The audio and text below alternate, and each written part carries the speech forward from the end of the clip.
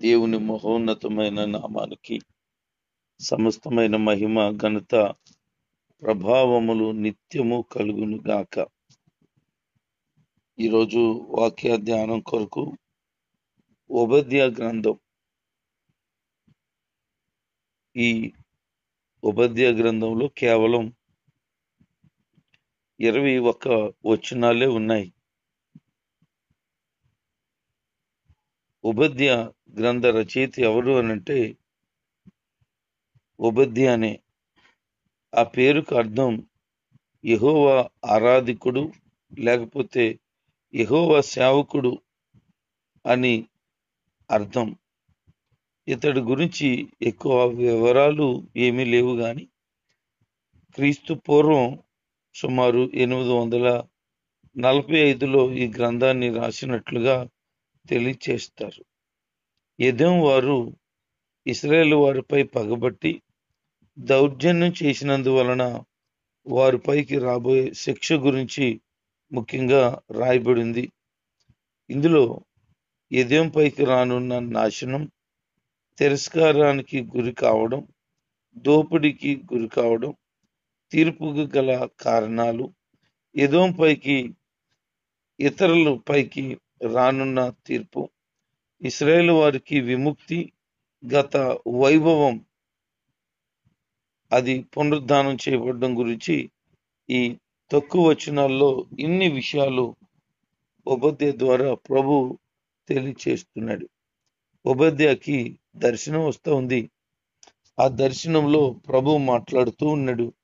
ఏమనంటే, ఎదోం గురించి నేను మాట్లాడాలనుకుంటున్నాను, నువ్వు ప్రవచనం ఎత్తి మాట్లాడు అన్నాడు. ఎదోం అనగా ఎర్రని అని అర్థం. ఏంటి ఈ ఎర్రనిది అనంటే, యాకోబు సహోదరుడైనటువంటి యాషావు.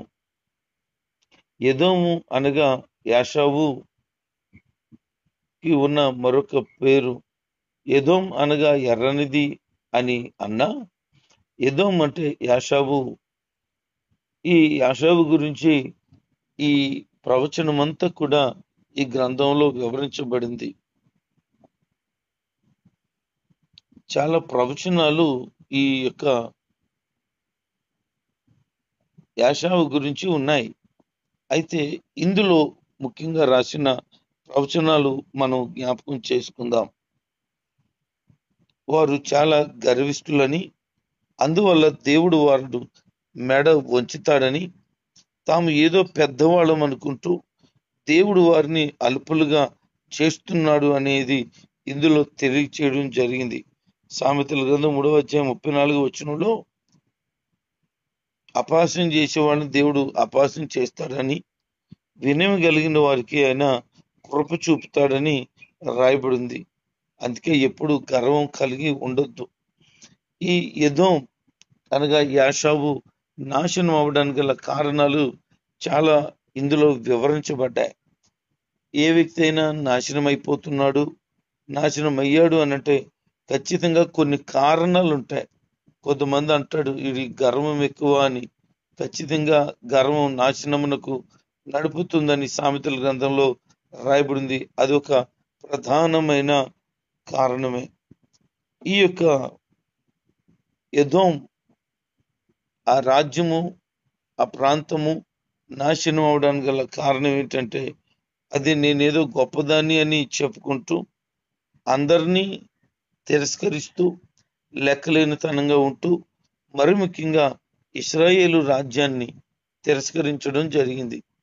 ఈ ఇశ్రాయేలు రాజ్యం ఎవరిది అంటే తన సహోదరుడనే యాకోబు రాజ్యం. అంటే యాషావుకు ఉన్నటువంటి రాజ్యం, అదేవిధంగా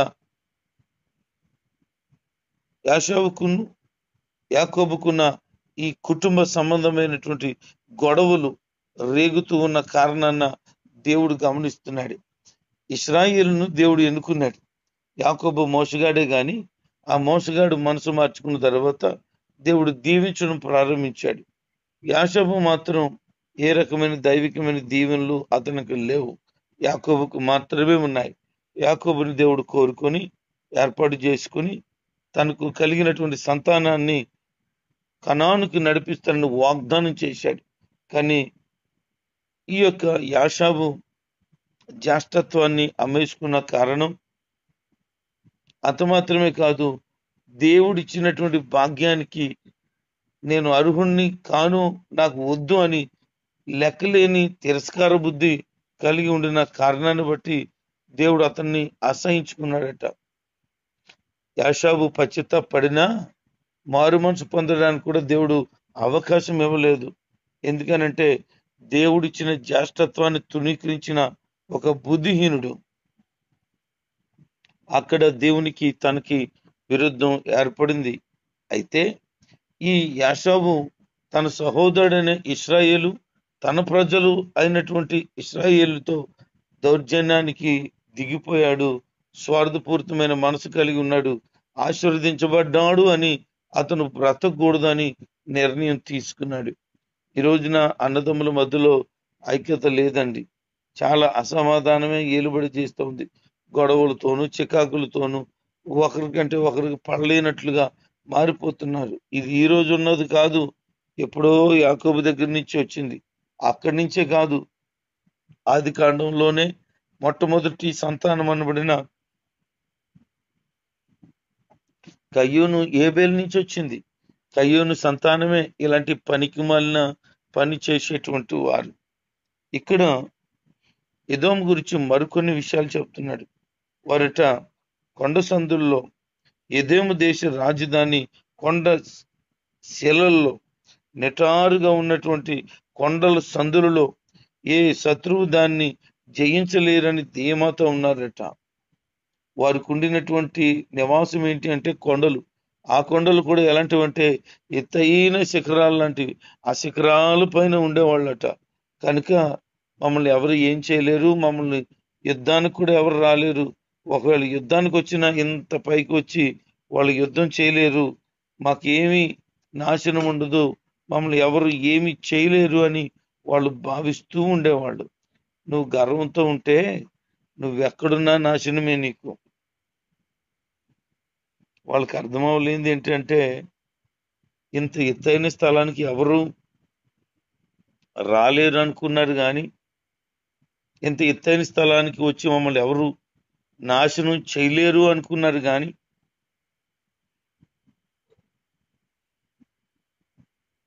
ఎంత ఎత్తులో ఉన్నా వారు గర్వంతో ఉంటే వారు నాశనం చేయగలిగిన దేవుడు ఉన్నాడనే సంగతి మర్చిపోయారు. దేవుడి గురించి వారికి మర్చిపోయారు. సర్వశక్తిమంతుడైన దేవుని వాళ్ళు మరిచారు.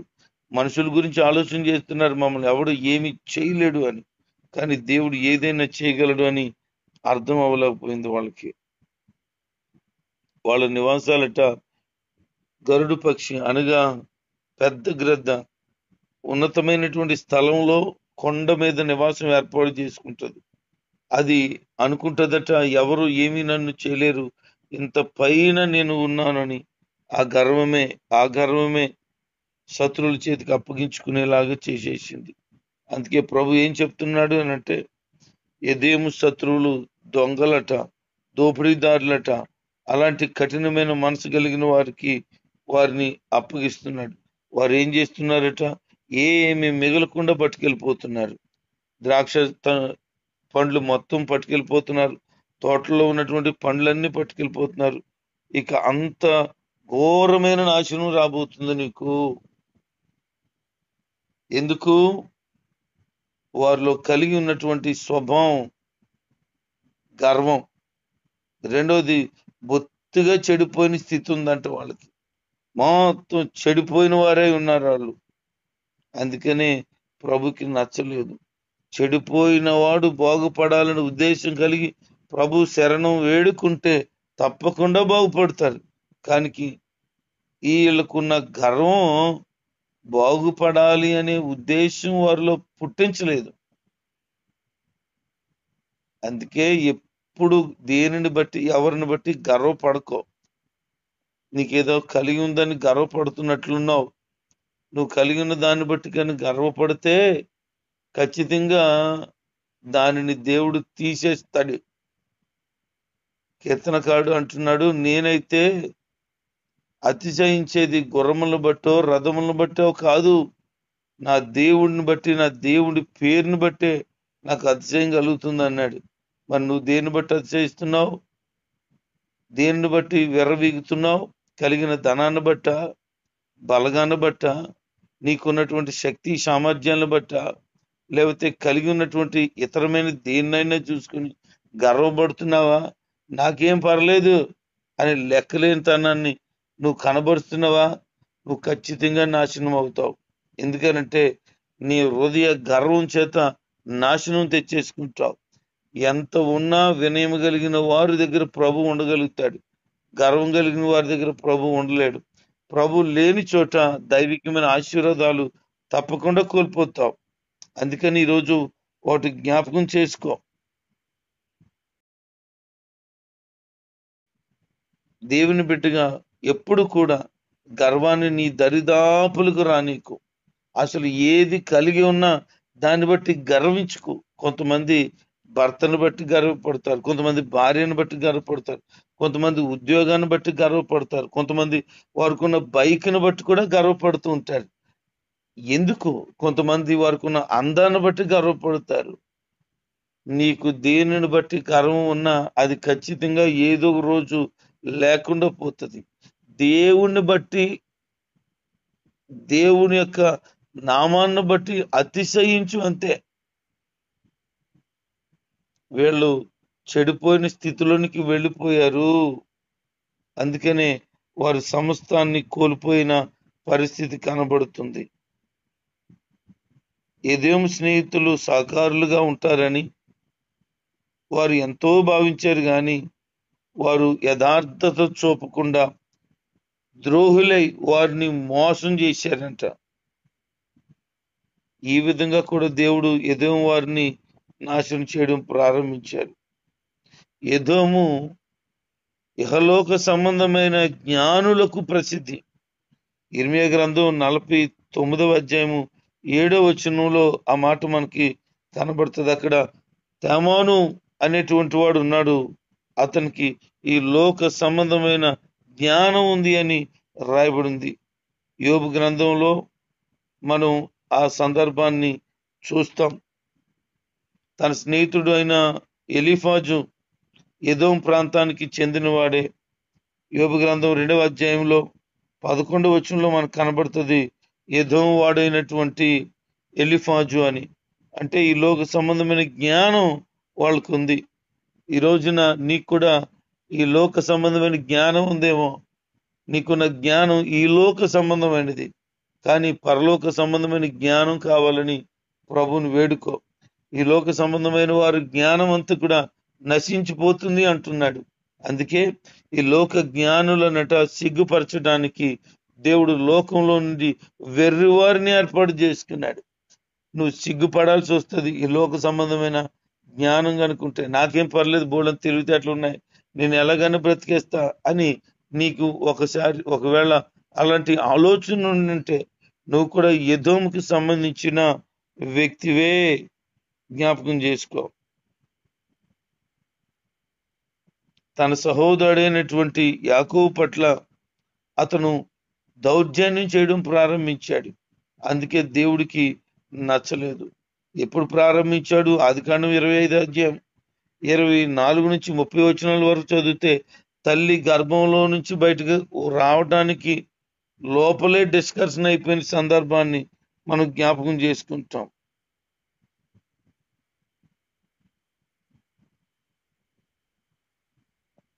ఎదోము సోదర జాతులు ఇశ్రాయేలును నాశనం చేయాలని చాలా ప్లాన్ చేశారు.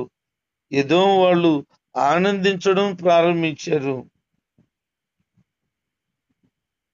మామూలు కంటే మరింత నీచంగా మారిపోయారు వాళ్ళ హృదయం. సొంత తమ్ముడు కదా, సొంత తమ్ముని కుటుంబమే కదా ఇశ్రాయేలు అంటే, వారి మీదకు దౌర్జన్యానికి వెళ్ళారు.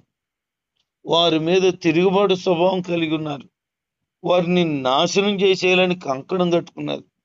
వారు బాగుపడకూడదు అనుకున్నారు. దేవుని ఆశీర్వాదాన్ని చూసి వారవలేక చచ్చిపోతున్నారు. ఉంటారు చాలా మంది, ఎదుటోడికి మేలు కలుగుతుంటే వారం లేని వారు. బైబిల్ ఏం చెప్తుందంటే ఎదుటివానికి మేలు కలిగినప్పుడు వార్చ లేని వారితో నీవు సహవాసాన్ని చెయ్యొద్దు అంటున్నాడు ఆయన. అలాంటి పనికిమాలిన వారితో సహవాసం చేస్తే చాలా ప్రాబ్లం అయిపోతుంది.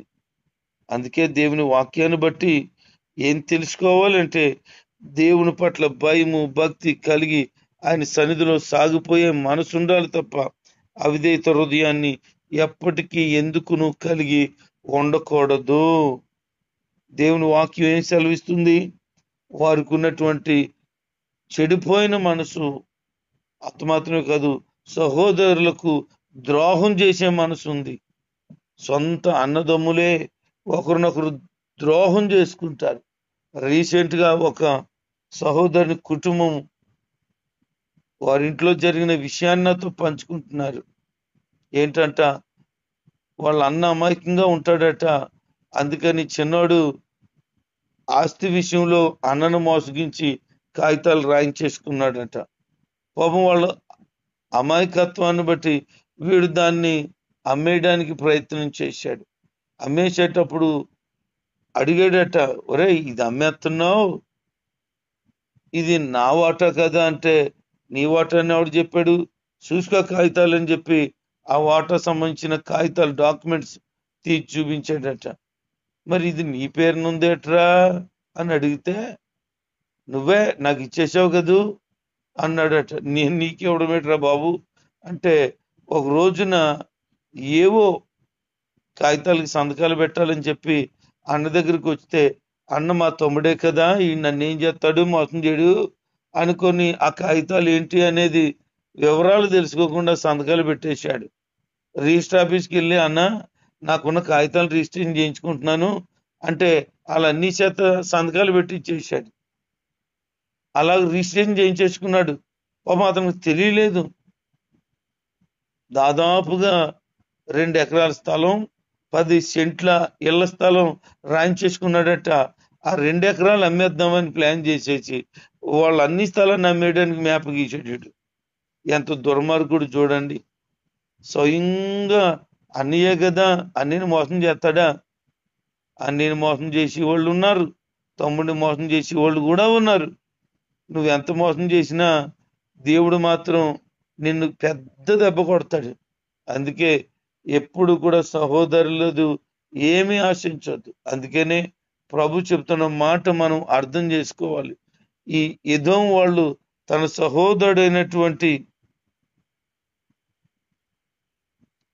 సహోదరుడైనటువంటి ఇశ్రాయేలీలను ఎంతో బాధ పెట్టేశారు. అంత మాత్రమే కాదు, తన సహోదరుడు శ్రమలో ఉన్నప్పుడట వారు ఆనందించారంట. తమ సహోదరి జాతిలో ఏ ఒక్కరూ తప్పించుకొని పోకుండా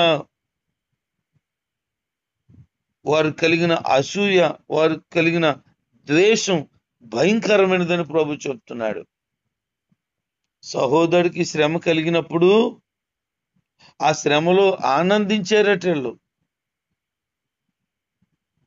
అందుకని దేవుని రోజు రాబోతుంది, నీ క్రియలకు తగిన ప్రతిఫలం నీ నడినెత్తి మీదకే రాబోతుంది. అంత మాత్రమే కాదు, వాళ్ళు దేవుని సంబంధించిన పవిత్రమైనటువంటి యెరూషలేములో వారు త్రాగుడు ఉత్సవాన్ని చేసుకున్నారట. అందుకే దేవుని కోపం వారి మీదకి వచ్చింది. సహోదరుడు శ్రమలో ఉంటే వెళ్ళి పరామర్శించి ఆదరించి ధైర్యం చెప్పి రావలసిన దానికి బదులుగా సహోదరుడినే ఎటకారం చేసి వారి బాధల్లో వీళ్ళట యెరూషలేముకి వెళ్ళి మందు పార్టీ చేసుకున్నారట. మరి దేవుడికి నచ్చుతుందా? ఇర్మియా గ్రంథం 25వ అధ్యాయం 15, 29, 49వ అధ్యాయం 12, 13 వచనాలు అక్కడ మనం గమనిస్తే ఈ విషయాలు ప్రస్తావన వస్తుంది. మరికొన్ని ఇతరుల జాతుల మధ్య వారు ఈ పని చేయడాన్ని బట్టి దేవునికి కోపము వచ్చింది.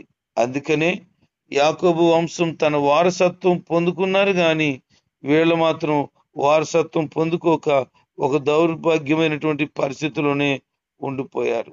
దేవుడు ఏం కోరుకుంటున్నాడనంటే సహోదరులను ప్రేమించి వారికి సంతోషాన్ని కలిగించి వారి కష్టాల్లో వారి ఇబ్బందుల్లో పరామర్శించి ఆదరించి అండగా ఉండాలని ప్రభు కోరుకుంటున్నాడు. మరి నువ్వు ఎటువంటి సహోదరుడుగా ఉన్నావు? నీ సహోదరుడి నాశనాన్ని ఆశిస్తున్నావా? వారు కీడుల్లో ఉంటే సంతోషిస్తున్నావా? వారి ఇబ్బందుల్లో ఉంటే బాగానే వాళ్ళకి జరిగింది అనుకుంటున్నావా? నువ్వు కూడా పనికి మాలినటువంటి యాషావు సంతానానికి సంబంధించినోడివే. అందుకే ప్రభు చెప్తున్నాడు, రాబోయే రాజ్యంలో అధికార పీఠం యెరూషలేముదవుతుంది. ఇశ్రాయేల్ రాజ్యం దేశములన్నిటిపైన పరిపాలన చేయబోతుంది. యెహోవాకే వాటన్నిటి మీద అధికారం ఉంటది. దేవుడే దానికి ఆధిపత్యాన్ని వహించబోతున్నాడు అని. దేవుడు చూడండి ఎంత అద్భుతమైన రీతిలో ఇశ్రాయేలును తన గుప్పెట్లో పెట్టేసుకున్నాడు. రండి, ఎవరొస్తారో నేను నా ప్రజలను ఇశ్రాయేలీలను బాధ పెట్టి నాశనం చేసి కీడుతో తోసేసి వారి శ్రమల్లో మీరు ఆనందిస్తే నేను లేననుకున్నారా? నేను వారి పక్షాన ఉంటానని దేవుడు వారి పక్షాన చేరిపోయాడు. ఈ రోజు నీ మాటలు వింటున్న ప్రజలారా, దేవునికి విరుద్ధమైన బ్రతుకు బ్రతకకుండా ఆయనకు విధేయత కలిగిన బ్రతుకు బ్రతకగలిగితే దేవుడు నీ పక్షమున ఉంటాడు. ఈ రోజు వరకు నీ సహోదరుల పట్ల ఎలాంటి వ్యవహారాన్ని కలిగి ఉన్నావో నాకు తెలియదు, కానీ ఈ రోజు నుంచి మంచి సత్సంబంధాన్ని కలిగి ఉండు, ప్రేమ అభిమానాలు కలిగి ఉండు. ఒకవేళ ఏదైనా నీ సహోదరుడికి ఇవ్వాల్సి ఉంటే ఇచ్చేసాయి. బయటోళ్ళకే ఎన్నో పెడుతుంటావు, నీ సహోదరుడికి పెట్టడానికి బాధ ఏంటి? లేదు, ఆస్తి కావాలంటున్నాడా, ఇచ్చేయి, ఏం పర్వాలేదు. దేవుడు నీకు రెట్టింపు రెట్టింపు రెట్టింపు తప్పకుండా దయచేస్తాడు. నువ్వు ఇచ్చినది నీ సహోదరుడికే ఇవ్వలేకపోతే ఇంకెవతలకి ఏం పెడతావు? నువ్వు ఇవ్వడంలో, త్యాగం చేయడంలో దేవుడి యొక్క గొప్పతనాన్ని నువ్వు పొందుకుంటావు. ఇంకా ఒక మాట చెప్పాలంటే, అలా చేయగలిగితే నీ సహోదరుని కంటే కూడా దేవుడు నిన్ను హెచ్చిస్తాడు. అలాగూ సహోదరులు ఐక్యత కలిగి ఉండాలని కీర్తనకారుడు 133లో చెప్పినట్లుగా ఆశీర్వాదం ఉంటదట, శాశ్వత జీవం ఉంటదట, సువాసన వెదజల్లబడుతుందట. అందుకనే సహోదరులతో కలిసి మెలిసి ఉండటానికి ప్రయత్నించే. అపవాది యొక్క ఉద్దేశం ఏంటంటే ఎడగొట్టే ప్రయత్నం చేస్తూ ఉంటాడు. మరి దేవుని యొక్క ఉద్దేశం ఆశీర్వాదం ఉంది. అందుకే ఐక్యత కలిగి ఉండాలని దైవజనుడిగా తెలియచేస్తున్నాను. ఈ మాటలు మన వినికిట్లో ప్రభు దీవించునుగాక. ఆమేన్.